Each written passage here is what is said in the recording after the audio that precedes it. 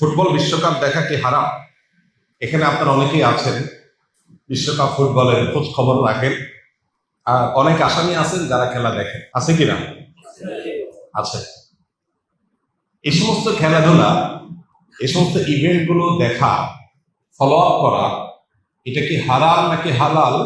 এর চাইতে বেশি প্রাসঙ্গিক প্রশ্ন হলো, একজন আখেরাতে বিশ্বাসী ইমানদারের সাথে এগুলো যায় কি? খেলা তামাশা এর মানে হলো সিরিয়াস কোনো বিষয়, অথচ সেই জিনিসটা আমাদের জীবনে এখন অত্যন্ত সিরিয়াস, অত্যন্ত গুরুত্বপূর্ণ বিষয়ে পরিণত হয়েছে। কতটা সিরিয়াস, কতটা গুরুত্বপূর্ণ? এটাকে ঘিরে আত্মহত্যার ঘটনা ঘটে, এটাকে ঘিরে মারামারির ঘটনা ঘটে, এটাকে ঘিরে যে উন্মাদনা হয়, সে উন্মাদনাগুলো এতটা ভয়াবহ আকার ধারণ করেছে যে 2022 সালে কাতার বিশ্বকাপে ব্যয় হয়েছে 220 বিলিয়ন ইউএস ডলার। কত? 220 বিলিয়ন ডলার খরচ হয়েছে 2022-এর বিশ্বকাপে। গোটা পৃথিবীতে যত মানুষ ক্ষুধার্ত থাকে, সে মানুষের সংখ্যা 82,80,00,000। এই মানুষগুলো ক্ষুধার্ত থাকে, খাবারের অভাবে কষ্ট করে। বিশ্ব খাদ্য সংস্থার নির্বাহী পরিচালক ডেভিড বিসলি তিনি বলেছেন, প্রতি বছর যে 82,80,00,000 মানুষ ক্ষুধার্ত থাকে, এদের খাবারের ব্যবস্থা করা যায় 40 বিলিয়ন ডলার হলে এক বছরে খাবারের ব্যবস্থা করা যায়। তাহলে একটি বিশ্বকাপ ফুটবল আসরের টাকা দিয়ে গোটা পৃথিবীর মানুষের 5-6 বছরের ক্ষুধার্ত মানুষের ক্ষুধা নিবারণ করা সম্ভব। অর্থাৎ গোটা পৃথিবীতে একটা মানুষও ক্ষুধার্ত থাকবে না, সেই ব্যবস্থা করা সম্ভব শুধুমাত্র একটি আসরের টাকা দিয়ে 5 থেকে 6 বছর। এবং 2030-এর মধ্যে গোটা পৃথিবীকে ক্ষুধামুক্ত করা সম্ভব। এই 82 কোটি মানুষের সম্পূর্ণ খাদ্যের স্থায়ী ব্যবস্থা করা সম্ভব যদি শুধুমাত্র একটি ফুটবল বিশ্বকাপ আসরের টাকা দিয়ে দেওয়া হয়। নাম দিয়েছি যেটার খেলা তামাশা, খেল তামাশা, ওইটা এতটা সিরিয়াস যে সেটার জন্য যে টাকা খরচ করা হয় তা দিয়ে বিশ্বের মানুষের ক্ষুধা নিবারণ করা সম্ভব। প্রিয় ভাইরা আমার, এই উন্মাদনা আমাদের দেশকে যে পরিমাণ গ্রাস করছে, খেলছে একজন, জিতলেও সে পুরস্কার পাবে, টাকা পাবে, হারলেও সে পুরস্কার পাবে, টাকা পাবে। আমার জিতও নাই, হারও নাই, কিন্তু আমি লাফাচ্ছি, আমি সিরিয়াস হয়ে যাচ্ছি, আমি হার্ট হয়ে যাচ্ছি। এর চেয়ে বড় হাস্যকর, এর চেয়ে বড় দুর্ভাগ্যজনক, এর চেয়ে বড় অযৌক্তিক কাজ পৃথিবীতে আর কি? পৃথিবী মুসলমানদের আইডেন্টিটিকে ধ্বংস করবার জন্য যে সমস্ত আয়োজন আছে, এই আয়োজনগুলোর অন্যতম হলো এই সমস্ত ইভেন্টগুলো। এটা বোঝার জন্য পণ্ডিত হওয়ার দরকার নেই, একটু চোখ কান থাকলেই, একটু আপনি চোখ কান খুললে আপনি দেখতে পাবেন যে আপনার আত্মপরিচয় ভুলিয়ে দিয়ে, আপনার আসল গন্তব্য ভুলিয়ে দিয়ে আপনাকে একটা উন্মাদনার মধ্যে সদা ব্যস্ত রাখার প্রচেষ্টার অংশ হলো এই সমস্ত আসলগুলো। একজন মুসলমান এগুলোর সাথে ইনভলভ হতে পারে না। পৃথিবীতে যত অপরাধ কর্ম আছে, আল্লাহ রাব্বুল আলামিন শয়তানের যে কয়েকটা কর্মকাণ্ডের কথা বলেছেন কোরআনে কারিমে, স্পেসিফিক এবং সুনির্দিষ্ট করে আল্লাহ তাআলা জুয়া এবং মদকে আল্লাহ বলেছেন, ইন্নামাল খামরু ওয়াল মাইসির ওয়াল আনসাব ওয়াল আজলামু রিজসুম মিন আমালিশ শাইতানি ফাজতানিবু। এখানে আল্লাহ তাআলা জুয়া এবং মাদক এই দুইটাকে বলেছেন শয়তানের কর্ম, বিশেষভাবে এই দুইটাকে বলেছেন। আর এই সমস্ত খেলাকে কেন্দ্র করে মাদক এবং জুয়ার সবচেয়ে বড় আসর বিশ্বব্যাপী বসে থাকে। আর জেনা, ব্যভিচারের যে পথ গোটা বিশ্বব্যাপী সবচেয়ে বেশি উন্মোচিত হয়, এই সমস্ত আসলে সেটাতে বলার অপেক্ষা রাখে না। একজন মুসলমান যে আখিরাতে বিশ্বাসী, জান্নাতে বিশ্বাসী, আল্লাহতে বিশ্বাসী, তার বেঁচে থাকার জন্য তো বহু বিনোদনের ব্যবস্থা ইসলাম রেখেছে।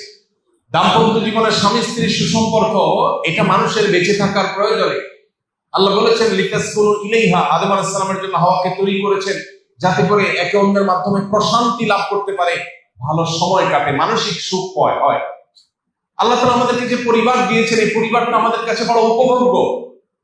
আমাদের মায়ের মমতা আমাদেরকে আনন্দিত করে, পরিতৃপ্ত করে। সন্তানকে আদর করে মা পরিতৃপ্তি পায়, বাবার স্নেহ সন্তানকে আনন্দিত করে, আবার সন্তানের শ্রদ্ধা বাবাকে আনন্দিত করে। ভাই বোনের মধ্যে, পরিবারের মধ্যে সুখের সময় কাটানো মানুষকে আনন্দিত করে। মুসলমানের আনন্দের তো বহু উপলক্ষ আছে। ওদের পরিবার ব্যবস্থাপনা ভেঙে পড়েছে, ওদের পরিবার ধ্বংস হয়ে গেছে, ওদের কারোর সাথে কোনো সম্পর্ক নেই, তাদের স্বামী স্ত্রীর মধ্যে রিলেশন নেই, তাদের সবকিছু প্লাস্টিকের সম্পর্ক। তাদের জন্য এই সমস্ত আসরগুলো সান্ত্বনা বা মানসিক সুখের কারণ হতে পারে। মাদক আর জুয়ার মধ্যে ডুবে থেকে তারা সাময়িক আনন্দ পাওয়ার চেষ্টা করতে পারে। আপনার জন্য তো এটা মানায় না, মুসলমানের সাথে কিন্তু যায় না। আমাদের দেশে যে পরিমাণ জুয়া এর প্রচলন শুরু হয়েছে, প্রতি বছর ফুটবল বিশ্বকাপকে কেন্দ্র করে, ফুটবল ক্রিকেটকে কেন্দ্র করে বড় বড় মনিটরে দেশের প্রত্যন্ত অঞ্চলে খেলা দেখাবার যে ব্যবস্থা হয়, সেখানে রীতিমতো গ্রামের ছেলে মেয়েরা এখন জুয়া এবং বাজি ধরাধরি করছে এবং নিঃস্ব হয়ে যাচ্ছে। গত কয়েক বছর আগে ক্যাসিনো কাণ্ডে বহু কোটিপতি লাখপতি রাস্তার ভিখারি হয়ে গেছে, এটা নিয়ে বহু নিউজ হয়েছে, অনেক রতি মহারতি গ্রেপ্তার হয়েছে, আপনারা জানেন। অথচ অনলাইন জুয়া এটা আজকে পকেটে পকেটে ঢুকে দেওয়া হচ্ছে।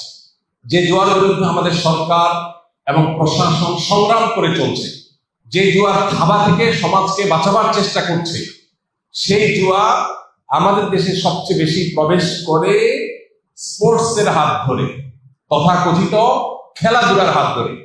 যতগুলো খেলাধুলার আসর হয়ে থাকে, অনলাইন ইভেন্ট হয়ে থাকে, এগুলোকে ঘিরে আমাদের তরুণদের মধ্যে, যুবকদের মধ্যে জুয়ার আদান প্রদান এবং জুয়া খেলার টেন্ডেন্সি এটা ব্যাপকভাবে বাড়ছে।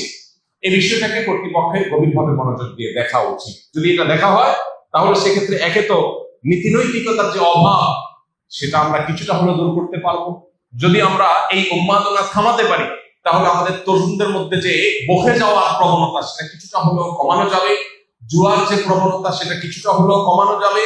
তরুণদের মধ্যে যে উচ্ছৃঙ্খলা, কিশোরদের মধ্যে যে উন্মাদনা, কিশোর গ্যাংয়ের মতো অপরাধ প্রবণতা বাড়ছে, চাকুশিটা করার, হেয়ালিপনা করার প্রবণতা তাদের মধ্যে বাড়ছে, এটা কিছুটা হলেও কমানো যাবে যদি তাদের মধ্যে দিন চেতনা জাগ্রত করা যায়। আর পশ্চিমাদের তৈরি এই সমস্ত বস্তা পচা সস্তা কৃষ্টি কালচার থেকে সমাজকে বাঁচাবার ন্যূনতম চেষ্টাও করা যায়। কিন্তু কে শোনে কার কথা? দুর্ভাগ্যজনক বিষয়, অনেক নামাজি কালামী মানুষ এই সমস্ত খেলাধুলার খোঁজ খবর রাখে। ভাইরা আমার, আমরা আসুন তওবা করি, আল্লাহর কাছে জবাবদিহি করতে হবে। কোরআনে কারীম সূরা মুমিনুন 18 নম্বর পারার প্রথম সূরা, আল্লাহ তাআলা এই সূরাতে বলেছেন, জান্নাতুল ফিরদাউসের অধিকারী হবে যে মানুষেরা, যারা আল্লাহর কাছে কিয়ামতের দিন সফল ঈমানদার হিসাবে উঠবে, সার্থক মুমিন হিসাবে আল্লাহর সামনে হাজির হবে। তাদের বৈশিষ্ট্য হলো ওয়াল্লাযীনা হুম আনিল লাগবি মুরিদুন, যারা অহেতুক ক্রিয়াকর্ম থেকে বেঁচে থাকবে। নবীজি সাল্লাল্লাহু আলাইহি ওয়াসাল্লাম বলেছেন, মিন হুসনি ইসলামিল মারই তারকুহু মা লা ইয়ানি, একজন মানুষের ইসলাম সুন্দর হবে যখন সে অহেতুক অনর্থক কাজ পরিহার করবে। অনর্থক কাজ করে সে কখনো ভালো মুসলমান হতে পারে না।